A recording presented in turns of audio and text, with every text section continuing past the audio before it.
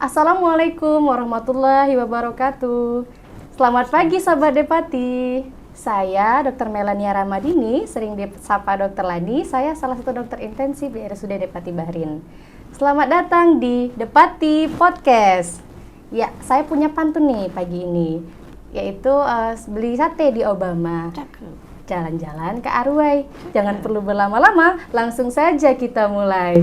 Pada pagi hari ini kita sudah kedatangan salah satu narasumber yang sangat cantik, yaitu salah satu dokter anestesio di RSUD Depati Bahrin. Selamat pagi, dokter. Selamat pagi. Boleh perkenalan dirinya dong, dok? Selamat pagi, sahabat Depati. Saya Dr. Dian Ekasari, spesialis anestesiologi dan terapi intensif di RSUD Depati Bahrin Sungai Liat. Iya. Pada pagi hari ini kita sudah mengangkat tema menarik nih, dok. Oke.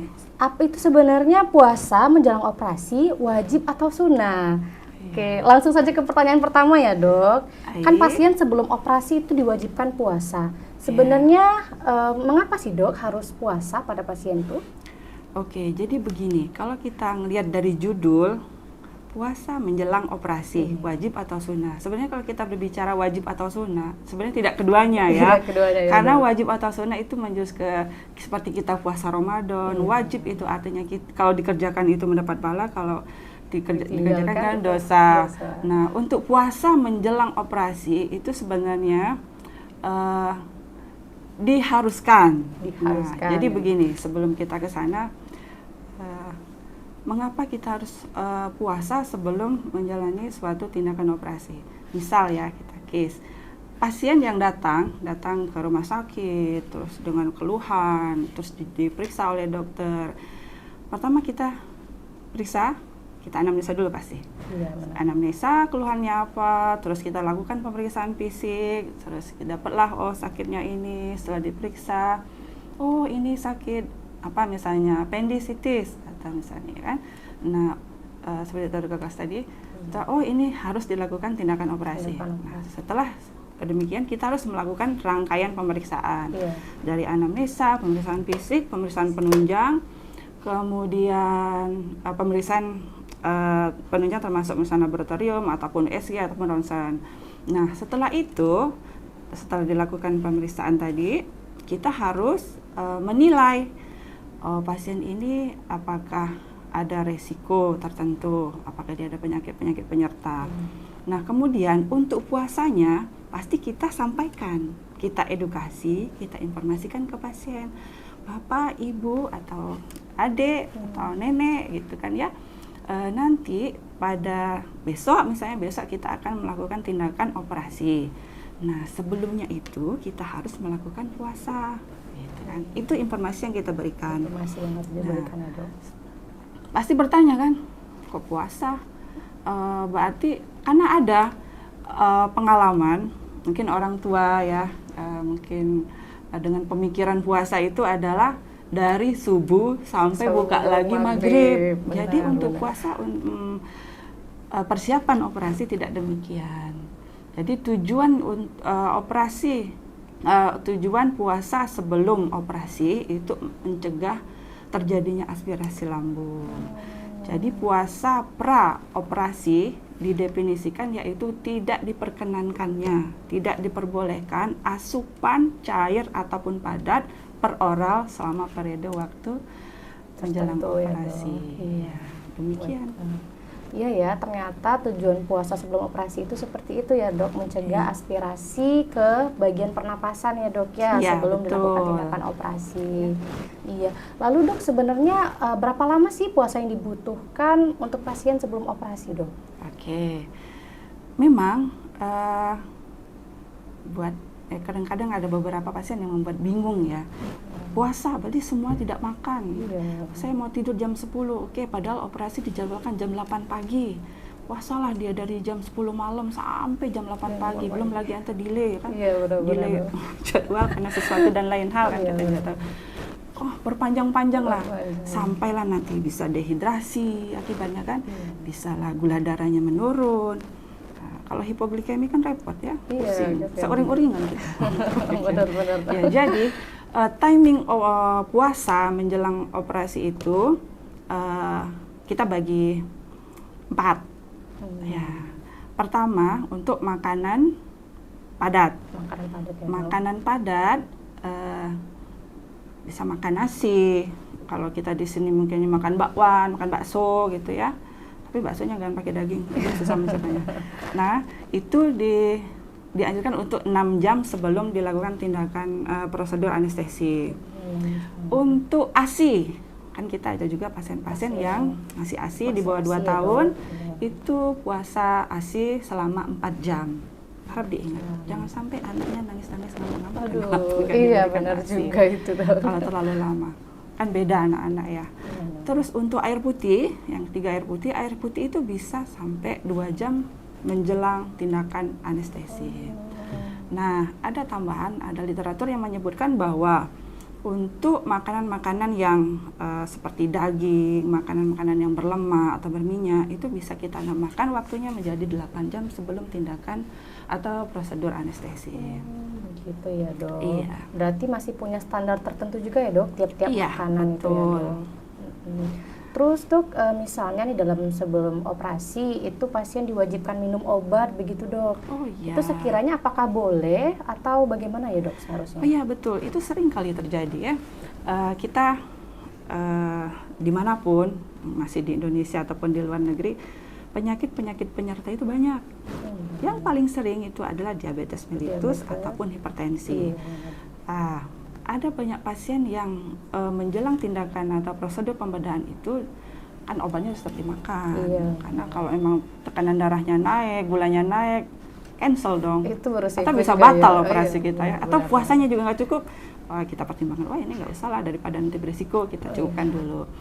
Cuman kita tidak baik juga kan kalau harus menunda gara-gara gulanya naik, tekanan darahnya naik, sudah siap-siap ternyata tidak jadi operasi, puasanya sudah, ada rasa kecewa gitu kan ya. Nah, untuk pasien-pasien yang dijadwalkan elektif, artinya direncanakan, kita sudah konsul dulu ke bagian penyakit dalam, misalnya untuk mendapatkan terapi diabetes mellitus atau hipertensi. Nah, di situ akan diberikan terus obat itu, apakah memang dirubah ke suntikan ataupun obat oral misalnya untuk hipertensi.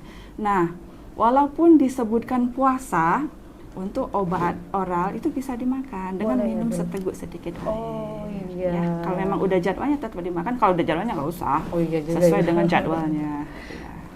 Berarti pada pasien-pasien tertentu itu diperbolehkan ya, Dok, untuk minum obat sebelum operasi, tapi dengan kadar minum yang cukup saja ya, teman-teman, Sobat Depati. Secukupnya untuk menelan obat. Oke, benar-benar ya, Dok. Oke, Dok, terus sekiranya nih setelah operasi kan pasien masih menjalani puasa, itu apakah boleh langsung makan, Dok, atau apakah ada prosedur tertentu, Dok?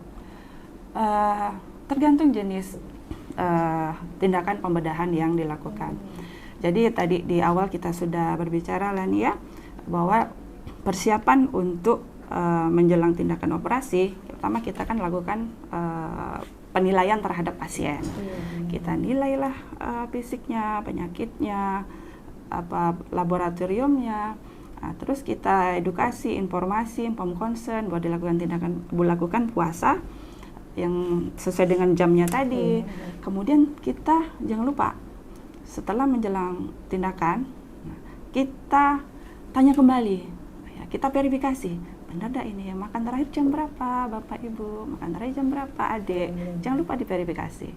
Terus yang keempatnya, kita harus mempertimbangkan apabila puasanya kurang.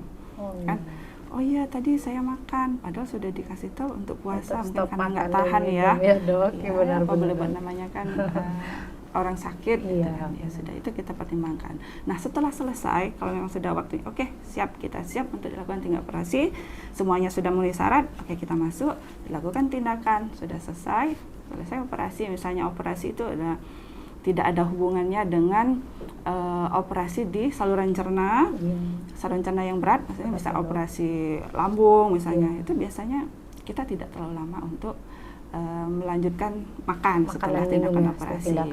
Kalau misalnya kita biusnya tidak menggunakan relaksan, kita bisa setelah pasien sadar penuh bisa langsung makan. Atau misalnya operasinya biusnya setengah badan, kalau istilah kita ya, kita bisa langsung makan setelah operasi. Bisa langsung makan. Iya. Jadi kan tindakan anestesi itu ada general anestesi, ada regional anestesi. Yang sering kita lakukan ya kalau general anestesi dengan regional yang spinal. Iya. Oke. Kira-kira boleh langsung makan berat atau berangsur-angsur dulu nih dok? Saya kira seperti kita puasa pada umumnya ya. Dok. Kalau kita langsung makan yang berat misalnya itu akan kurang baik juga. Jadi kita minum dulu air putih hangat, sudah agak tenang, baru kita lanjutkan dengan makan lain yang sesuai yang kita inginkan atau yang diberikan oleh rumah sakit. Iya, benar-benar begitu ya dok. Wah, sangat menarik sekali nih ya materi yang kita bahas hari ini. Nah, bagi pasien-pasien yang akan melakukan prosedur operasi, boleh diingat nih kenapa pasien itu harus puasa dan tujuan puasa itu sebenarnya untuk apa dalam prosedur operasi. Betul sekali. Iya, baiklah, terima kasih banyak ya dokter atas ilmu-ilmunya. Mungkin dari dokter apakah ada tambahan atau closing statement-nya boleh dok? Baik, jadi begini sahabat Depati, apabila kita atau saudara kita, orang tua kita, atau anak-anak kita yang memang kita ketahui akan menjalani suatu tindakan pembedahan, kita sudah tahu nih kenapa tujuannya disuruh puasa, bukan untuk menyakiti, bukan disuruh lapar-lapar ya, tetapi untuk mencegah pada saat tindakan anestesinya tidak terjadi muntah, dan muntahnya itu masuk ke saluran napas karena itu sangat berbahaya. Jadi tolong ditaati kalau memang disampaikan oleh dokter atau perawatnya untuk puasa selama 6 jam atau 4 jam untuk ASI atau 2 jam untuk air putih, itu harus diikuti aturannya. Dan untuk sahabat Depati, untuk saat ini di Rumah Sakit Depati Baharin Sungai Liat Bangka, kamar operasinya cukup baik dengan peralatan yang cukup lengkap, maka tidak perlu khawatir untuk menjalani tindakan anestesi dan operasi di Rumah Sakit Depati Baharin Sungai Liat Bangka.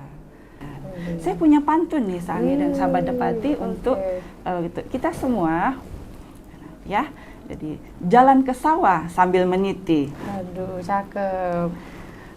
Makan mangga campur ketan. Ayo semua sahabat Depati selalu semangat jaga kesehatan. Waduh, aplaus dulu dok. Iya, saya nggak mau kalah nih dok. Saya juga punya pantun. Oke, burung dara, burung cendrawasih. Cakep. Oke, cari dulu di Papua. Cakep. Cukup sekian, terima kasih. Semoga bermanfaat untuk kita semua. Oke, baiklah. Dan bagi kalian, Sobat Depati, ikutin terus yuk episode selanjutnya dari Depati Podcast. Saya tutup dengan wassalamualaikum warahmatullahi wabarakatuh. Waalaikumsalam warahmatullahi wabarakatuh.